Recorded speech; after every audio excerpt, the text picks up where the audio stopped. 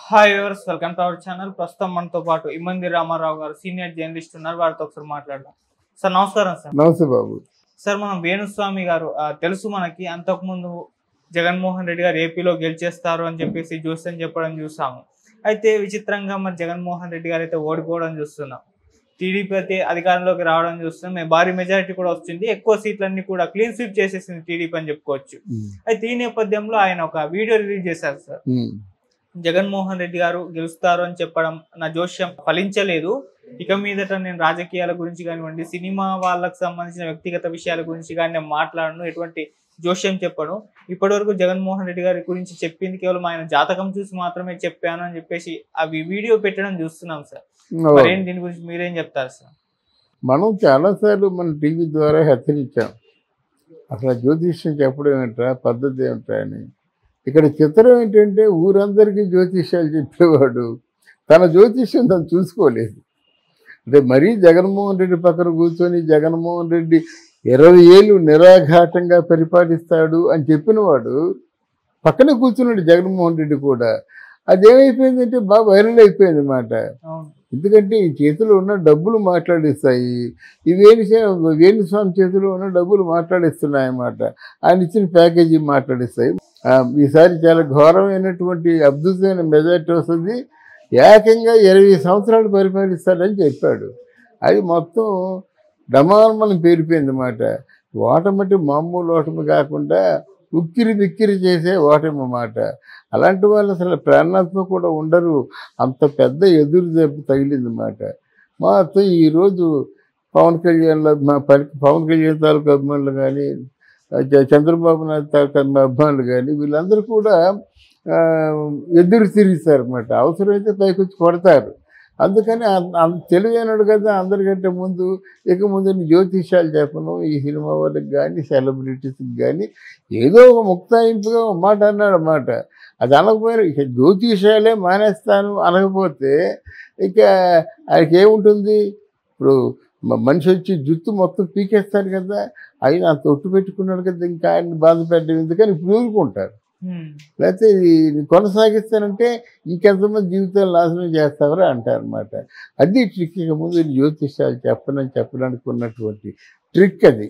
Okay sir, మామూలుగా ఆయన పైన కొన్ని విమర్శలు, ట్రోల్స్ ఇవన్నీ సోషల్ మీడియాలో మనం చూస్తూ ఉంటాం. అవును, వాటన్నిటి ప్రెషర్కు గురై నిర్ణయం తీసుకున్నారు అని అనుకోవచ్చు సార్?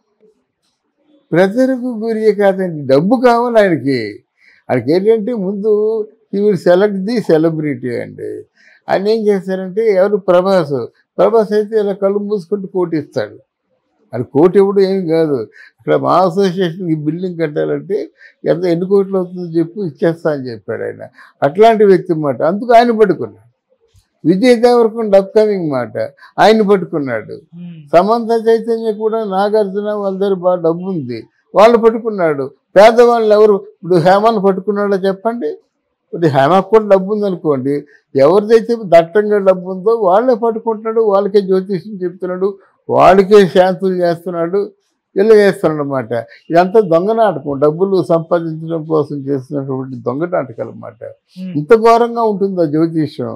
కొంతలో కొంత అదేమి లేకుండా అసలు పూర్తిగా మన ఊహాగానాలైనా కొంచెం బాగుంటాయి కదా, దానికి మించి నక్షత్రం ఘడియలు విఘడియలతో లెక్కేసినటువంటి జ్యోతిష్యం ఇంత దారుణంగా ఉంటుందా? అందువల్ల మరి ఈరోజు తిట్టని వాళ్ళు లేదండి, ఎవరైనా అందరూ తిరుగుతూనే ఉన్నారు. ఎందుకంటే ఆయన తాలూకు షోకు అంటాడు జ్యోతిష్యుడు అంటే ఉపాసకుడై ఉండాలి, తపస్సు చేయాలి. ఉపాసకుడై ఉన్నా లేకపోయినా ఆయన పబ్బులకి వెళ్తాడట, మందు కొడతాడట, చికెన్ బిర్యానీ తింటాడట, అందాలనేమో ఆస్వాదిస్తారట. వాడు దేంతో కొట్టారండి? ఉపాసకుడు అంటే ఉపాసకుడిలాగా ఉండాలి. అంత భక్తి శ్రద్ధలతో ఉంటే కానీ అమ్మవారు పలకదు. ఇదేదో కళ్ళు మూసుకొని ఏదో నోటుకొచ్చి చెప్పేస్తే అయిపోతుందా?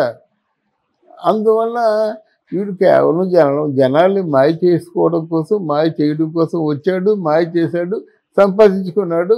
ఒక 4 రోజులు జ్యోతిష్యం చెప్పడం మానేస్తారు. ఈ జ్యోతిష్యం అనేది ఎలాంటి వీక్నెస్ అంటే, రామానాయుడు ఉండేవాడు, నువ్వు అమావాస్య రోజున వెళ్ళావు అనుకో, ఎంత ఇంపార్టెంట్ సరే ఇప్పుడు మాట్లాడినాయ్యా అంటాడు.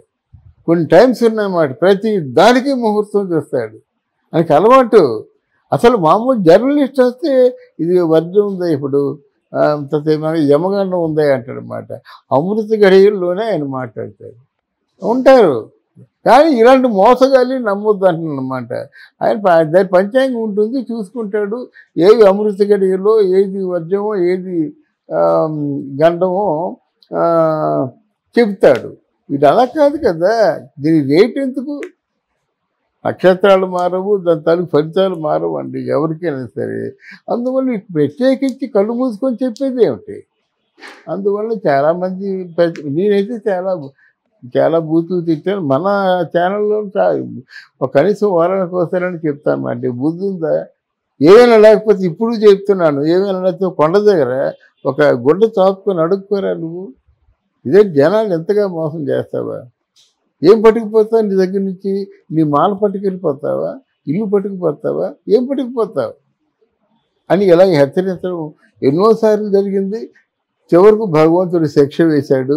అందరికీ సంజాయిషి చెప్పుకునేటువంటి అవసరం వచ్చింది, సందర్భం వచ్చింది. కనుక ఇంత పేరు సంపాదించుకున్నాడు కూడా ఒకేసారి నేలమట్టం అయిపోయాడు అన్నమాట. కాలగర్భంలో కలిసిపోయే పరిస్థితి వచ్చింది. సార్ మామూలుగా చూసాం తెలంగాణలో కూడా బీఆర్ఎస్ అధికారంలోకి వచ్చేస్తుందని చెప్పాడు, అక్కడ రాలేదు. మళ్ళీ ఇప్పుడు జగన్ ఇక్కడ వస్తారు అని చెప్పారు, ఇక్కడ రాలేదు. అంటే క్రెడిబిలిటీ అనేది మిస్ పోయింది అనుకోవచ్చు వేణుస్వామి గారి పైన. అవును, క్రెడిబిలిటీ మిస్ అయిపోయింది కదా. ఎప్పుడైతే కేసీఆర్ని మరో 20 ఏళ్ళు మీరే ముఖ్యమంత్రి అని చెప్పినప్పుడు ఆ 20 ఏళ్ళు కాదు కదా, పాపం ఓడిపోయాడు ఆయన.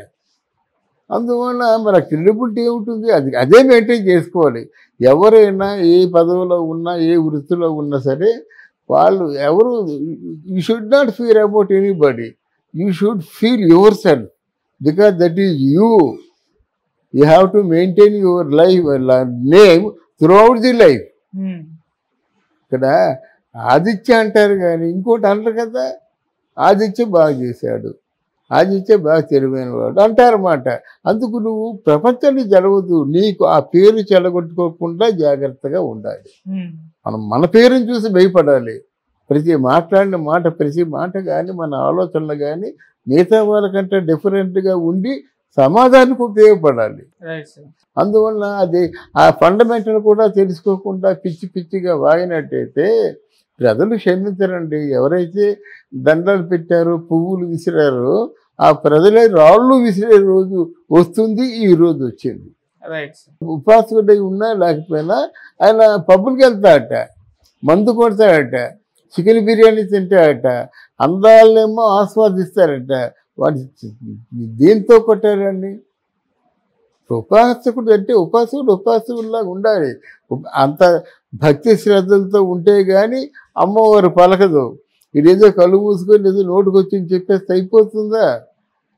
అందువల్ల వీడు కేవలం జనాల్ని మాయ చేసుకోవడం కోసం, మాయ చేయడం కోసం వచ్చాడు, మాయ చేశాడు, సంపాదించుకున్నాడు. ఒక 4 రోజులు జ్యోతిష్యం చెప్పడం మానేస్తారు. ఈ జ్యోతిష్యం అనేది ఎలాంటి వీక్నెస్ అంటే, రామానాయుడు ఉండేవాడు. నువ్వు అమావాస్య రోజున వెళ్ళావు అనుకో, ఎంత ఇంపార్టెంట్ సరే ఇప్పుడు మాట్లాడినాయ్యా అంటాడు. కొన్ని టైమ్స్ ఉన్నాయన్నమాట, ప్రతి దానికి ముహూర్తం చూస్తాడు. ఆయనకి అలవాటు.